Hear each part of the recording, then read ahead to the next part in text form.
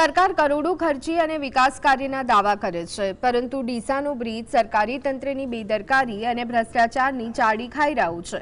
માત્ર 4 જ વર્ષમાં આખો બ્રિજ જર્જરિત થઈ ગયો। બ્રિજ પર મસમોટા ખાડા પડી ગયા છે। સ્થિતિ એવી છે કે ગમે ત્યારે તે ગંભીરા બ્રિજ જેવી દુર્ઘટના સર્જી શકે છે।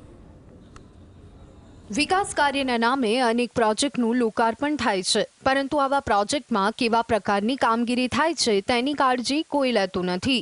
બનાસકાંઠાના ડીસામાં 225 કરોડના ખર્ચે બનેલું રાજ્યનું સૌથી મોટું ઓવરબ્રિજ માત્ર 4 વર્ષમાં જ ખાડાઓનું સામ્રાજ્ય બનીને ઊભો છે।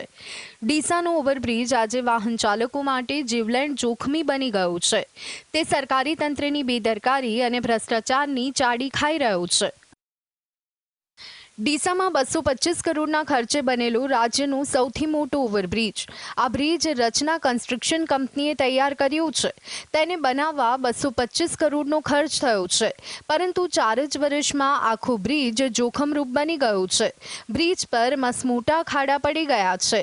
4 વર્ષમાં જ 10 થી 12 ફૂટ સુધી રોડ ધસી ગયો છે।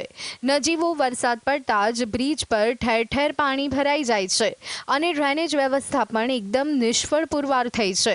વરસાદી પાણી ભરાતા દરરોજ વાહન ચાલકો અને સ્થાનિકો મુશ્કેલી ભોગવી રહ્યા છે। આશ્ચર્યની વાત તો એ છે કે આ બ્રિજ પરથી નાના વાહનો પસાર થાય તો પણ આખો બ્રિજ ધ્રુજવા લાગે છે અને બ્રિજમાં લાગેલી લાઇટો પણ હલવા લાગે છે। પુલ ઉપર ઊભા રહેવાની પણ ડર લાગે છે। તમે જોઈ શકો છો અહીંયા આ ખાડો મસ્ત મોટો 15 થી 20 ફૂટ ખાડો પડ્યો છે। એના ઉપર સિમેન્ટ કોન્ક્રીટ, એ પણ હલકી ગુણવત્તાવાળું સિમેન્ટ કોન્ક્રીટ વાપરેલું છે, તે દરરોજ ઉખડી જાય છે। અમે કોન્ટ્રાક્ટરનો સંપર્ક કર્યો। કોન્ટ્રાક્ટર કે અમારી જોડે અમારા પ્લાન્ટ હાલ બંધ છે અને અમને સૂચના આપવામાં આવે છે એટલે અમે સિમેન્ટ કોન્ક્રીટ સિવાય બીજું કાર્ય કરી શકીએ એમ નથી। આજે મને અહીંયા ઇન્ટરવ્યૂ આપતા પણ ડર લાગે। આખો બ્રિજ મોટા આજે 50 ટનના વાહનો અહીંયાથી પસાર થાય, આખો બ્રિજ ધ્રુજે છે, તો અહીંયા ઊભા રહેતા પણ ડર લાગે છે, તો નીચેથી પસાર થતાં ડર લાગે છે।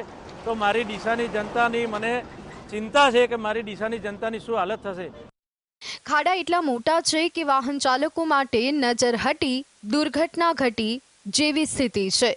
આ જોઈ અને લોકોમાં રોષ છે, પરંતુ સરકારી તંત્ર કોઈનું સાંભળતું નથી। સવાલ એ છે કે શું આ વિકાસ માત્ર કાગળ પર અને ઉદ્ઘાટનના બણગા ફૂંકવા પૂરતું જ સીમિત છે? 225 કરોડ રૂપિયામાં કેટલો ભ્રષ્ટાચાર થયો? બ્રિજ બનાવવામાં ગુણવત્તાને જરાય મહત્વ ના અપાયું। શું આ જ આપણા એન્જિનિયરો અને કોન્ટ્રાક્ટરોની કાર્યક્ષમતા છે? ગંભીરા બ્રિજ જેવી દુર્ઘટના બને તો જવાબદારી કોણ લેશે? શું સરકારી અધિકારીઓ કે કોન્ટ્રાક્ટર પર કોઈ કાર્યવાહી થશે? જ્યારે પ્રજાના પૈસે બનેલા નિર્માણો આટલા જલ્દી જર્જરિત થઈ જાય છે, ત્યારે પ્રજાનો સરકાર પરનો વિશ્વાસ ડગી જાય છે। વિકાસના નામે માત્ર તિજોરીઓ ભરવાની પ્રવૃત્તિ ચાલી રહી હોય તેવું સ્પષ્ટ દેખાય છે। ડીસાનો ઓવરબ્રિજ ગુજરાતના વિકાસ મોડેલ પર ઉભેલા અનેક પ્રશ્નાર્થ ચિહ્નનું પ્રતીક છે।